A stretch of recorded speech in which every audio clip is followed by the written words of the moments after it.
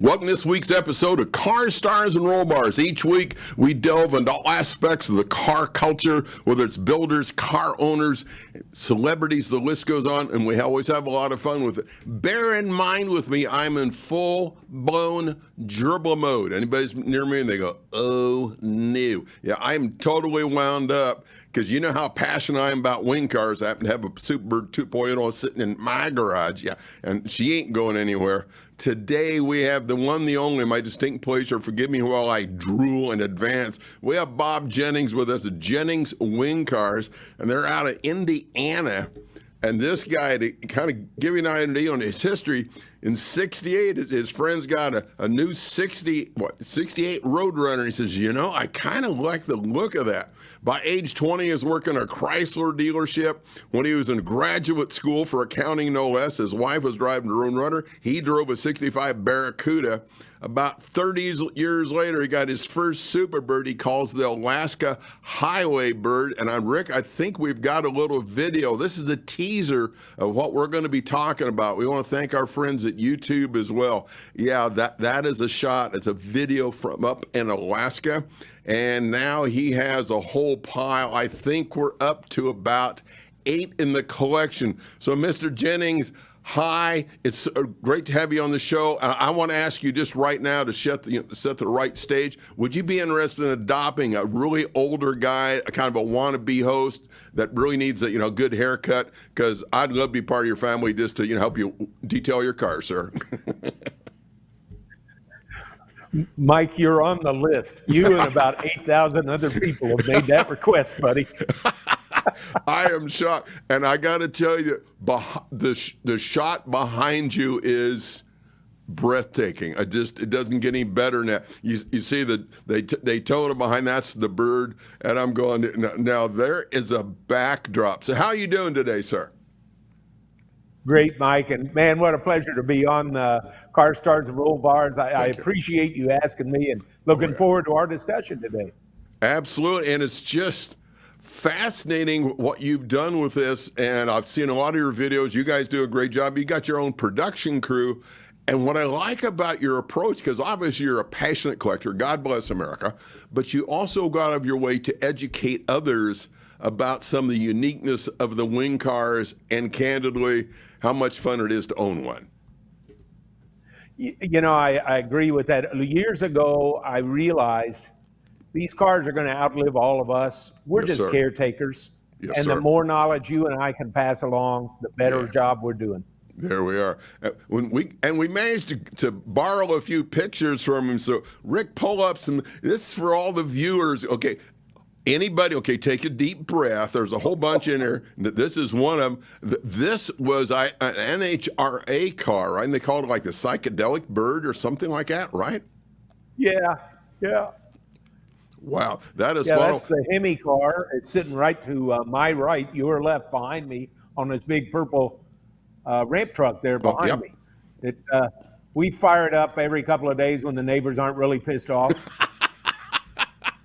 And Rick, I think we might have some other pictures from Bob's shop in that list. That's going to be barn find stuff.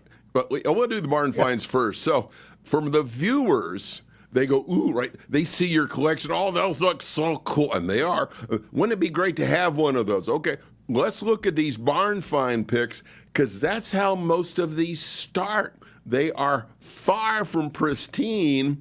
This one, there's another shot of it or two coming when you actually kind of suck it out of the garage. What's the history on this one, Bob? That's wow. Everything looks like most of it was there, but needed a lot of care and feeding.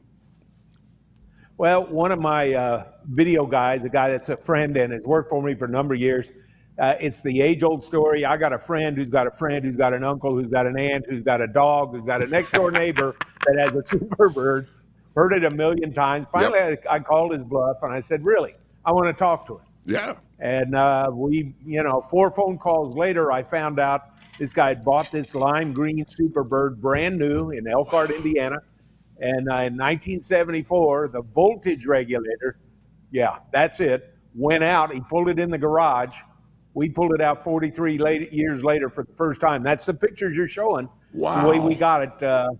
It was rough, but It's not rough now. It's a gold concourse winner now. Beautiful. Because I think it had flat tires. You guys had to bring tires and rims and everything just to be able to sucker out of the garage, right, buddy? We had tires, rims, and a great big guy with a sledgehammer. That's what. Yeah, say odds are the rims didn't want to come off very well.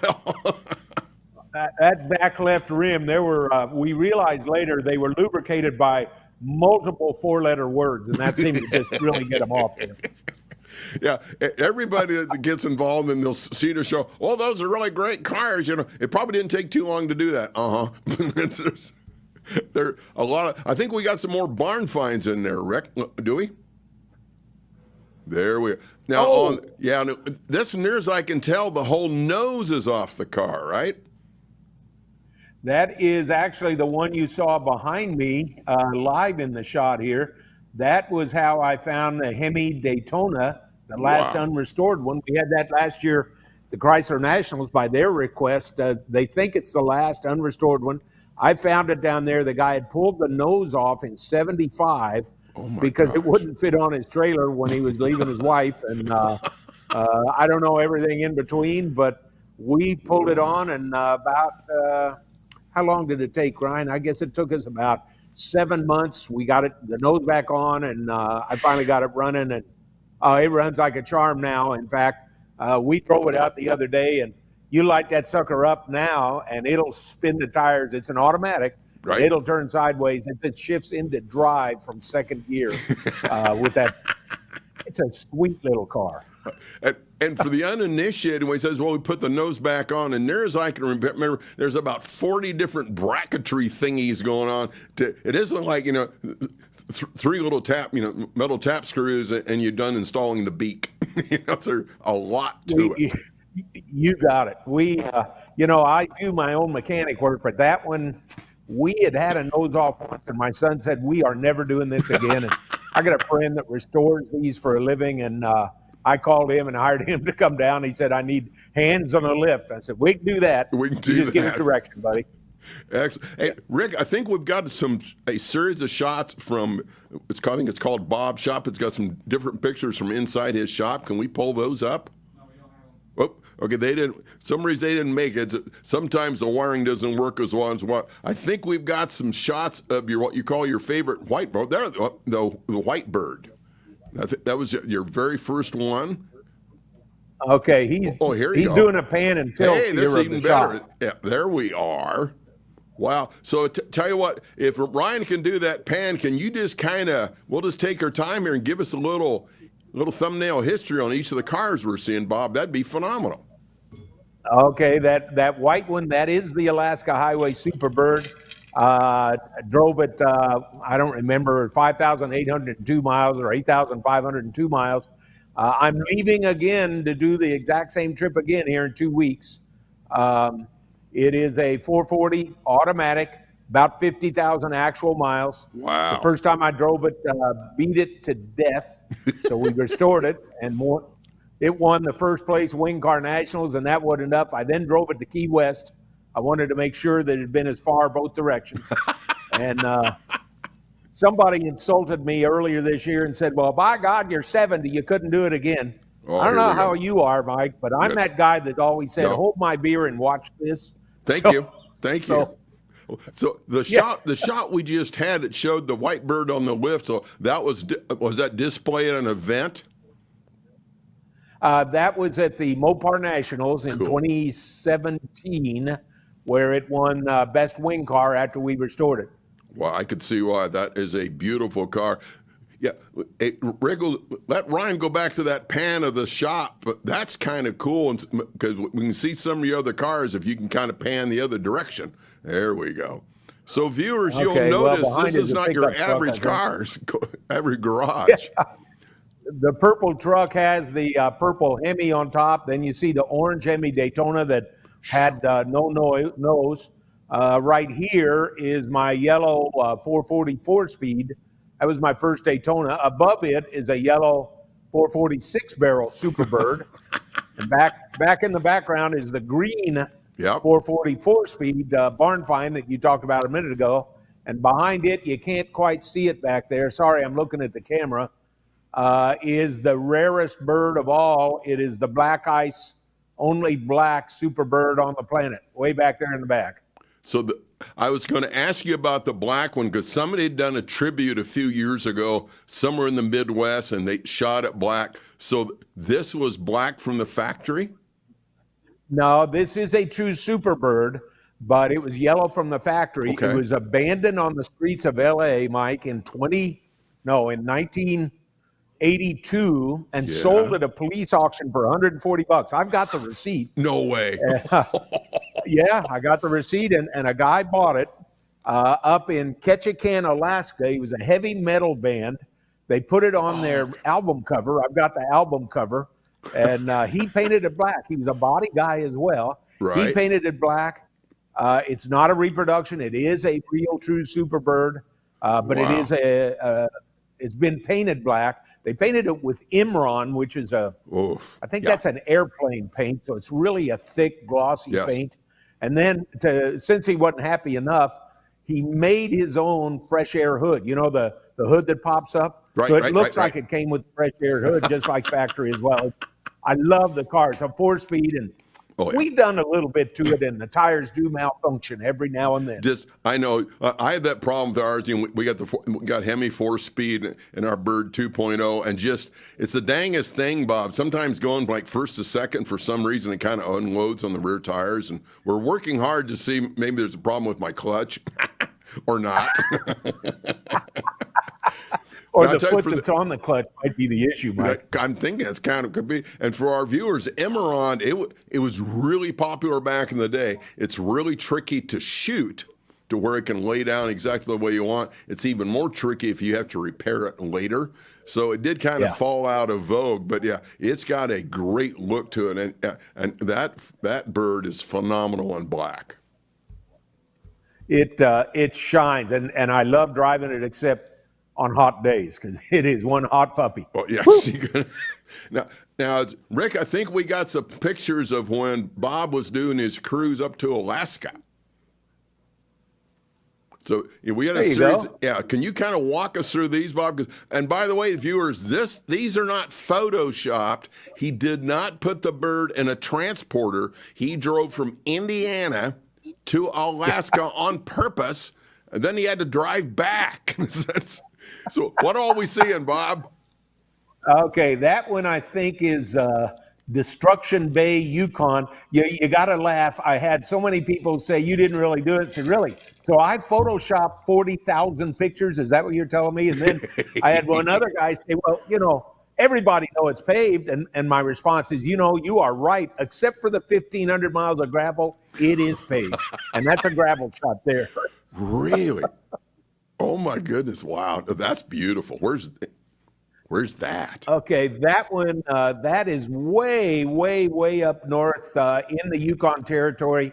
I stopped. There are no roadside events, so I'd stop to water flowers.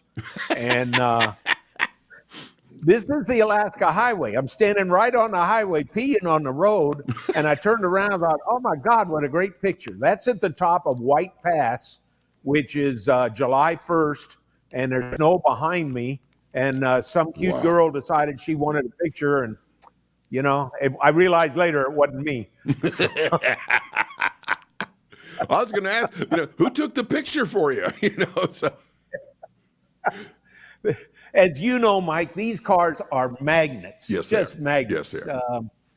People love them. The best part of owning this car are the smiles. There's so many stories. Yes, sir. If we want, or if you want, we'll get into a couple of them that absolutely. Actually Absolutely. are tearjerker.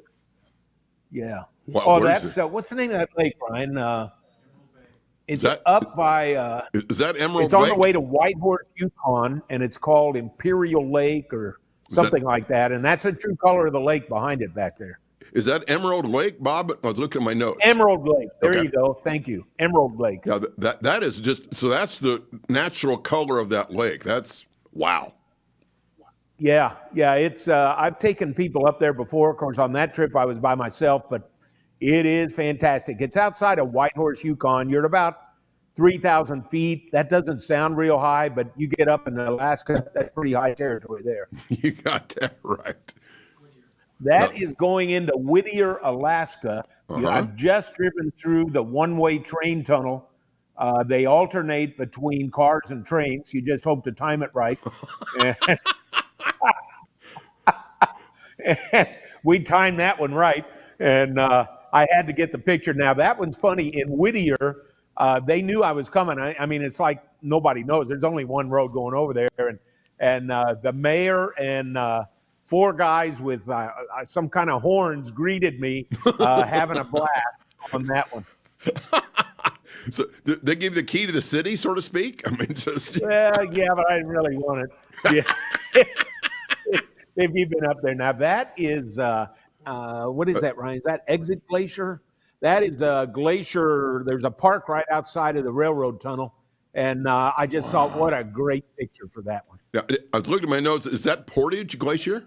Portage Glacier. Okay. There you go. There you go. Wow. Yeah. So, yeah, let's pull you back up on screen for a moment because you're right. It's anytime Mary calls ours Baby Bird. Go figure. So it's anytime we take Baby Bird out, you get the thumbs up. But if you're up in Alaska, they probably didn't know these existed, much less ever see one. So have you got a couple stories you could share? Because I'm sure you were pretty popular up north. Well, let's see. There's 2 of them that come to mind. Yep. One of them, the statute of limitations is passed, so I can talk about speeding tickets. I am hauling butt through northern BC on a rare straight shot. There you go. And look in the mirror. Of course, there's whatever they call those RCMPs behind me flashing the light. Yep. And he pulls me over, and he looked at me. He didn't ask. He said, "You know how fast you were going, don't you?" And I thought, no better time to do it than now. And I looked him in the eye. I said, "Mister, this speedometer is only in miles per hour, and you guys use kilometers, and I have no idea." I didn't even tell him I was accounting and knew what I was doing. He said, "Well, you were doing 140." And I thought, no way. Well, it was kilometers. Okay. So Ryan has a still picture of him leaning over the car with his hand on his pistol because they made a mount for the back wing. Well, that was the first one. The next one, I leave there. He didn't give me a ticket. He ends up getting pictures with the car because he loves the car. And as long as you're nice, and I knew what I was doing, I admitted it. I didn't take a ticket. So I drive. It's the next day. I'm in the gravel up in, they call it First Nation territory for Native Canadians. Yes, sir. And I noticed this truck do a U-turn behind me and chase me for 20 miles. He stayed back there. And I thought, you're starting to wonder, where's the pistol? And I'm not carrying one because you can't. Right. And so I pull over at the only gas place. He pulls in. He's got a son that's he's autistic. Yeah. And he's coming up, and you can tell he's very emotional. He says, "Mister, we've never seen one of these. My son saw this in the movie Cars, and he said he loves his cars. Is there any chance?" And I stopped him and said, "You do whatever you want." And that little boy comes out, and he doesn't talk. Right. He's autistic. Yes, sir. He's all about feel, and he is touching that wing. And, I didn't have too many allergies up there, but my allergies kicked in. You got tears running down your face. I'll do one more. I was driving from Fairbanks down to Anchorage. It's colder than hell. Now, it's the 4th of July, and I've got the defroster going. It's so cold. It's raining. It's forest fires. I look in the mirror. There's a Chevy Blazer on my tail, and I get a little hot, and I floor it. He floors it. Well, finally, there's a place about halfway down through there called the Princess Lodges, Ryan. Is that what they're called? It's at Denali National Park. Beautiful. So I pulled in there to go to the bathroom. This guy pulls in behind me, and I get out holding a baseball bat because I don't know what's going on. Out pops his wife. I know his wife. No way. They realize I'm the only moron stupid enough to drive one of these to Alaska, and she knows him. She says, "I know that idiot." So there's just three good ones, Mike. So okay, let's kind of rewind this a little bit because I'm getting data overload and I'm loving every second of it. So about 15 to 100 miles of this trip was in gravel? I would guess 12 to 1,500 miles. We had 2 events with that. Wow. One of them is I'm going around a mountain pass in the gravel at about 65 miles an hour. I know. Yeah. And there's a semi-tire right in the middle of the road. You either hit the tire or go over the road. I hit the tire, put a big gash down the passenger side. There, Wow. you got it up there. You can see it if you look right above the wheel. Wow. Yep. Good What's Lord. the other? Oh, the other one. I coming out of Whitehorse, Yukon.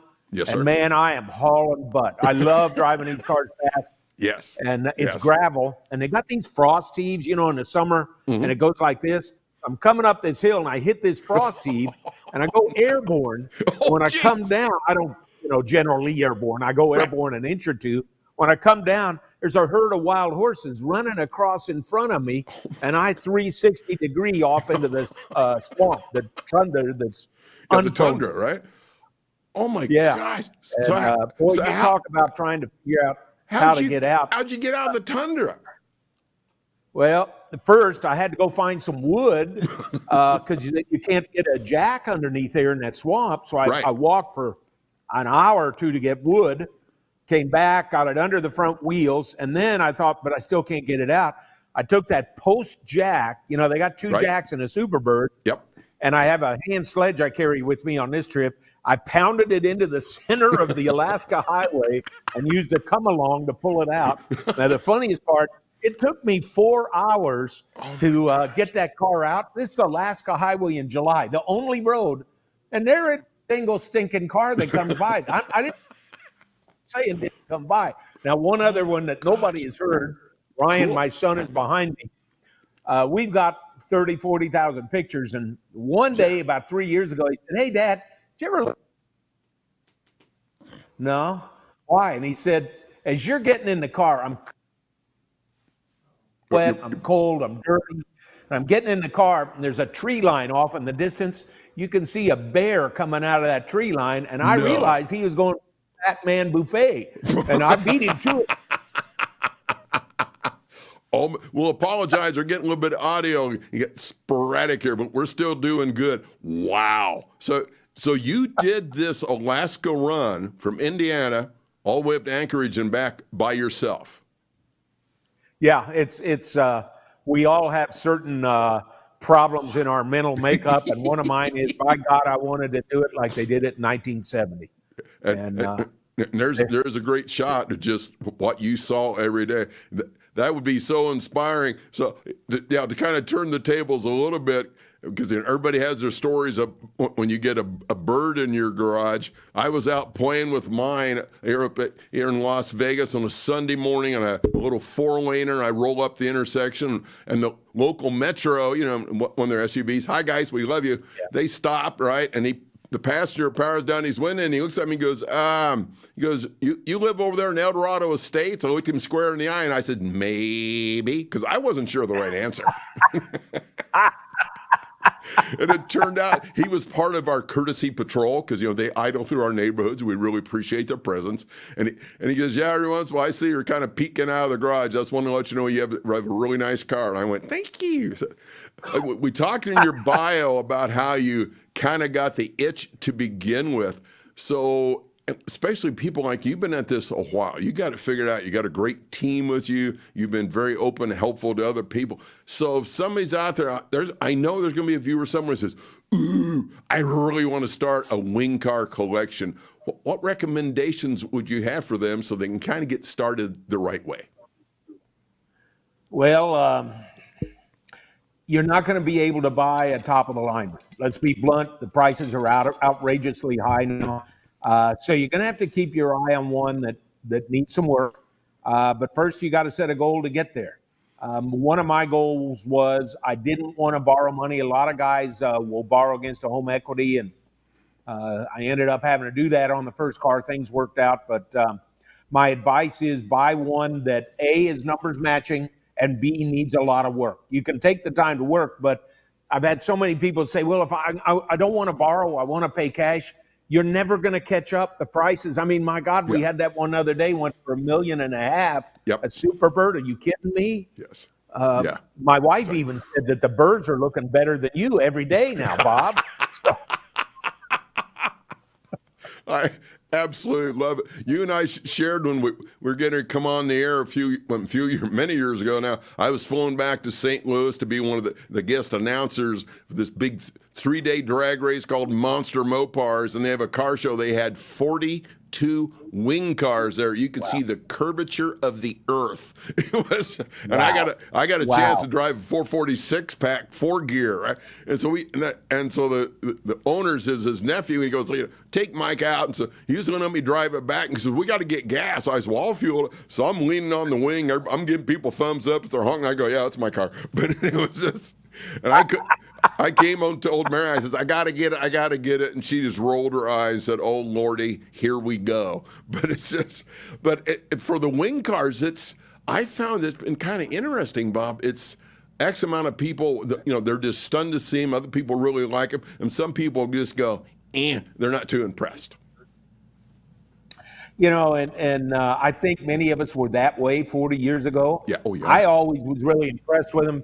I worked at a Chrysler dealership. The guy that owned it said he'll never sell one, so I had to live like you and many of us vicariously. Yes. And I didn't see the first one until 78, and when I saw it, I said, man, someday I'll have one. Sooner is better than later. Sooner better than so you're at 8 right now. I think you want to get the root beer, if I recall. Is that on your quest list? Yeah, there are 8 now. My wife's not watching this, is she? No, she's not here, no, sir. Honey, it's okay. I don't want any more. I have 8 of them in here. I really want a root beer one. I'm actually meeting not this weekend, next weekend with a guy at the Nationals. Maybe that'll come true. Now, if that occurs, the only one I'm missing is a Tor red one, so I'll have to buy a red one when I complete it. You got, and ours happens to be Tor red sitting in the garage. So There you go. That's that vicarious thing. Yeah, 426, 4-speed, console, bucket seats, everything I ever wanted. And we call her our 2.0, Hotchkiss suspension. And we just love, playing with it. And I have found, it's like you're saying, when you take them out, when you go to a show or you stop to get fuel, you have the opportunity to engage in conversation with people who've never seen them before. Haven't you found in driving yours that there are no 3-minute gas station stops? Because Correct. The minute you stop, it's kind of... It's all over. Real quick, I'll share a story. We were doing a big show here in Las Vegas a few years ago, downtown for a big kickoff party. We had 4 wing cars there. I got Bird there. And it was a couple from France, and they were in Vegas just for a holiday. Their girl's like 7 years old, and she comes up to the Bird and points at the Roadrunner, right? And they have a little bit of English, and they were petrified she'd touch the car. I said, no, she's fine. I said, would you like to get a picture of her sitting in the driver's seat? And so I set her in there, I shut the door, I put her fist on top of the window frame and stuck her thumb up. I said, smile at your mom and dad. I think they went through every digital capability in their cameras. And and her mom was in tears. It was hilarious. Everybody goes, you'll put kids in your car? I said, well, of course. To me, it's part of sharing the memories and the experience, because they're going to, just like what you shared up in Alaska, the people that talk to you, that chance to get pictures, they're going to remember that for a long time. It is a lifetime event. As I said a few minutes ago, we're caretakers. Yes, sir. And the younger generation, you go Generation Y, Z, X, or Millennium, Yep. They still recognize these cars because of the Cars movies. Yes. Your and my job is to sit their butts in the seat. I have kids start this Hemi, open-headed race car Hemi behind me. You got it. Let me tell you, they're at a much bigger smile than when that happens, and I love seeing it go. Oh, well, there's a couple of Superbirds I know are in Nevada. I won't name any names. I think they have a switch under the dash, and there's nothing sweeter than an uncorked 426. That's correct. Well, now, how do people get a hold of you? Especially, he says, I got 2 root beers I may want to get rid of. And what's a good way for them to get a hold of you guys? Well, the best way is go through our YouTube channel. So ordinarily, I close out with what's your favorite memory. I think probably your trip to Alaska has got to be one of your high points as far as automotive memories, right, bud? That would be number 1, and that's why I'm doing it again this year. Cool. It is a lifetime event, and I wish everybody could do it. I understand we can't. Okay, I got one more question for you. Then we got one more picture we're going to pull up. What's your favorite automobile? Well, now that'd be hard, but I think the real question is which one of these? Yeah. And it has to go back. It's not the fanciest one. It's the first one. It would be Yeah. my white 444 barrel automatic Superbird. Is my favorite car of all time. Wow. So, Rick, I think we got one more picture left called Holy Grail. That is a breathtaking shot. That appears to be a Daytona. What's going on there, buddy? Because I love that shot. That is the Hemi Daytona behind me, the one that we got running 2 years ago after sitting in that garage 40 years. Wow. Our marketing lady came over. I was doing something, and she said, I want to turn the lights off and get a picture, put it in reverse, because I had just checked the reverse lights. I didn't know if they'd work. And she had the idea. Her name's Val Johnson, and I agree. What a great picture that is. Yeah, two big when I saw that, and I meant we got to get that on the show. Just that subtle lighting, that was a good trick. Sir, I can't thank you enough because I know you're a busy guy. Viewers, he does all kinds of, he's a big nationally known speaker on taxes and how corporations do business. And then this other thing scratches your itch. You're busy all the time. We appreciate you being able to fit this in here. And I don't know about my viewers, but I had a great time. Mike, how can I say thanks enough? I tell you what, if you come to Indiana, you come to Kentucky Derby, which is right across the river, we'll put you in any one of these four that you want, dude. And you do whatever you want. You can't tear them up. Ooh, dude, I'm digging. We've been there. We're in Louisville for the Nationals. There you go, Street Rod Nationals every year. Yes, sir. 11,000 cars. We had our 47 custom. We were one of the 30 they picked to be inside. But then I got the Superbird it. So, but I will gladly tape you up on that. And if you need somebody to ride part of the way to Shotgun to Alaska, you let me know. You know. Well, once again, I appreciate it, Mike. Once again, brother, thank you so much. God bless what you're doing for the wing car community and sharing the word. Until we chat again, you have a great weekend. Enjoy your next run to Alaska. Same to you guys, Mike. Thanks a lot. Bye-bye. Ladies and gentlemen, man, I'm sorry the show's already over. I'd like to talk to Bob for like another day and a half. Obviously, with Jennings Wing Cars and me being a Superbird guy, this was a ball. Hope you enjoyed as much as we did. Do us a favor. Get subscribed. Pass the word. It's like an Amway convention. Go find two people and tell them as well. Until the next show, enjoy the ride.